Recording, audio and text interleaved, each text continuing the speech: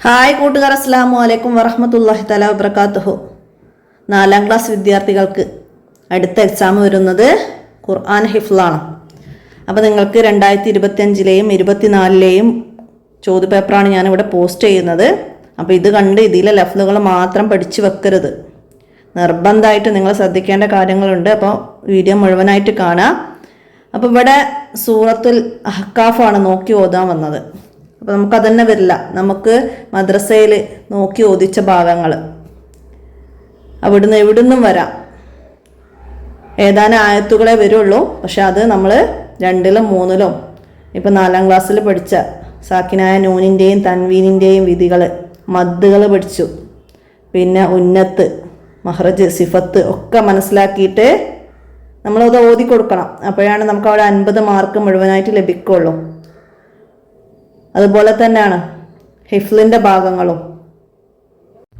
തജ്വീദിൻ്റെ അവസാനത്തിൽ നമ്മൾ പഠിച്ച കാര്യങ്ങളൊക്കെ ഓർത്തെടുത്തിട്ട് നന്നായിട്ട് പഠിക്കുക. അതിന് ഫസ്റ്റ് പാർട്ട് പഠിച്ചതും ഒന്നും കൂടെ ഓർക്കുക.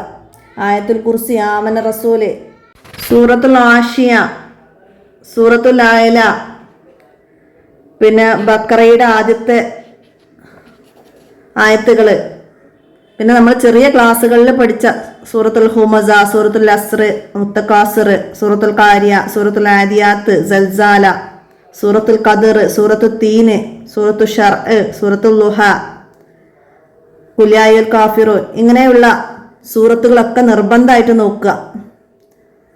പിന്നെ നിസ്കാരത്തിൻ്റെ ദിക്റുകൾ, പിന്നെ നമ്മൾ താഴെ ക്ലാസ്സിൽ പഠിച്ച വീട്ടിലേക്ക് കയറുമ്പോൾ, കിടക്കുമ്പോൾ, ഉറങ്ങാൻ കിടക്കുമ്പോൾ, വാഹനത്തിൽ കയറുമ്പോൾ, വീട്ടിൽ നിന്ന് പുറത്തേക്ക് ഇറങ്ങുമ്പോൾ, ബാത്റൂമൊക്കെ കയറുമ്പോൾ, ബാത്റൂമിൽ നിന്ന് പുറത്തേക്ക് ഇറങ്ങുന്നത്, ഭക്ഷണം കഴിക്കുമ്പോൾ, ഭക്ഷണം കഴിച്ചു കഴിഞ്ഞാലുള്ളത്, ഇങ്ങനെയുള്ള ഒരുപാട് ദിക്റുകൾ, പള്ളിയിലേക്ക് കയറുമ്പം, പള്ളിയിൽ നിന്ന് ഇറങ്ങുമ്പോൾ ഒക്കെ നമ്മൾ പഠിച്ചിട്ടുണ്ട്. അതൊക്കെ ഓർത്തെടുക്കണം.